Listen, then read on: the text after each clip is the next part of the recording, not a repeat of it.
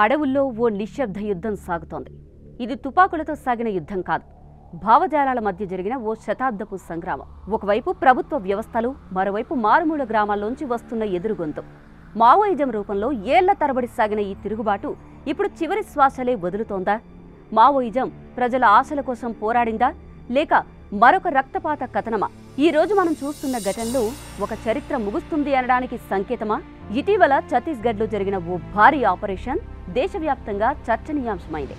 ఈ దాడిలో ఒకే దెబ్బకు 26 మంది మావోయిస్టులు మరణించగా ప్రధాన కమాండర్ బసవరాజు మృతి చెందారు. ఇది ఒక దాడి మాత్రమేనా, లేక 3 దశాబ్దాల తిరుగుబాటుకు పతాక స్థాయిలో ఆరంభమైన ముగింపు చాప్టరా?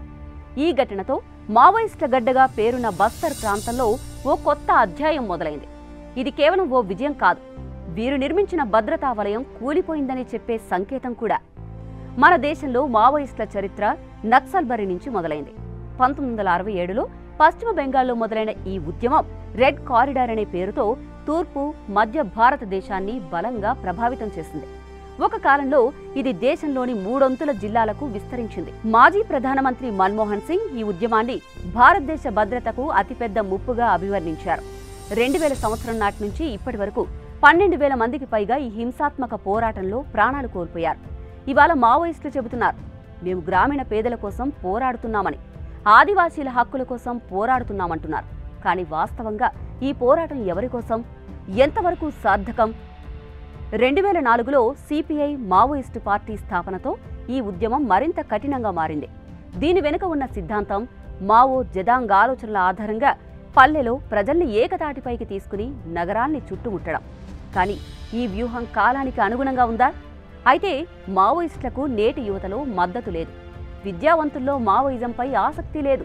బసవరాజు మరణం వారి పార్టీకి భారీ ఎదురుదెబ్బని చెప్పాలి. గత 10 ఏళ్లలో మావోయిస్టు హింస 50% తగ్గిపోయింది.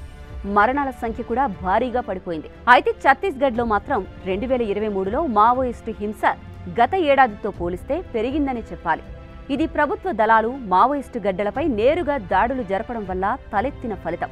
ఇక 2026 నాటికి దేశంలో మావోయిజాన్ని పూర్తిగా అంతమొందిస్తాము అన్న సంకల్పంతోనే పనిచేస్తున్నామని ప్రధానమంత్రి మోదీ ప్రభుత్వమే ఇప్పుడు స్పష్టంగా చెబుతోంది. ఇక మావోయిస్టు ఉద్యమం రాజకీయంగా ఎందుకు విఫలమైంది అనే విషయం చూస్తే, ఉద్యమం సామాజిక న్యాయాన్ని చాటినప్పటికీ దాన్ని ఓ రాజకీయ శక్తిగా మార్చడంలో మాత్రం విఫలమైంది. వారు జన్ మిలిషియా, విముక్త జోన్లు వంటి భావాల్ని పునరావృతం చేస్తూ ప్రజలకు దగ్గరగా ఉండడంలో విఫలమయ్యారు. అటు గిరిజనుల భూముల్ని, అడవుల్ని కార్పొరేట్ కంపెనీలకు అప్పగించకుండా నిలబడ్డమే మావోయిస్టుల ప్రత్యేకత అని చెప్పేవారున్నారు. ఇక ఛత్తీస్గఢ్లో ఖనిజ సంపద భారీగా ఉండడం వల్ల ప్రభుత్వాలకు, కార్పొరేట్ కంపెనీలకు ఆ ప్రాంతం ఎంతో ముఖ్యమైనదిగా మారిందనే ఆరోపణలున్నాయి. ఇక ఇక్కడే కొన్ని ముఖ్యమైన ప్రశ్నలు తలెత్తుతున్నాయి. మావోయిస్టు నాయకులు చనిపోతే ఉద్యమం చచ్చిపోతుందా? ఇది వాస్తవంగా తిరుగుబాటు ముగింపు దశ, లేక ఇంకో కొత్త దశ ఆరంభమా? దీనికి భవిష్యత్తే సమాధానం చెప్పాల్సిన పరిస్థితి. నాయకులు మారొచ్చు, వ్యూహాలు మారొచ్చు, కానీ అన్యాయం మారకపోతే తిరుగుబాట్లకు రూపం మారినా వర్ణం మాత్రం మారదు. ఈ పోరాటానికి శాంతియుత ముగింపు రావాలి అంటే ప్రశ్నలు అడగటాన్ని మరిచిపోకూడదు. అభివృద్ధి అన్నది రోడ్లు వేసే పనితో కాదు, హక్కుల్ని గుర్తించే పనితో మొదలవుతుంది. ఒక పాత యుద్ధం ముగుస్తున్నట్లే అనిపిస్తోంది. కానీ అసలైన ప్రశ్న ఏంటంటే, ఇది శాంతికి దారి తీసే ముగింపా, లేక మరో తిరుగుబాటుకు బీజమా? దానికి సమాధానం ఒక్కొక్కరిది కాదు, మనమందరం కలిసి నిర్ణయించాల్సిందే.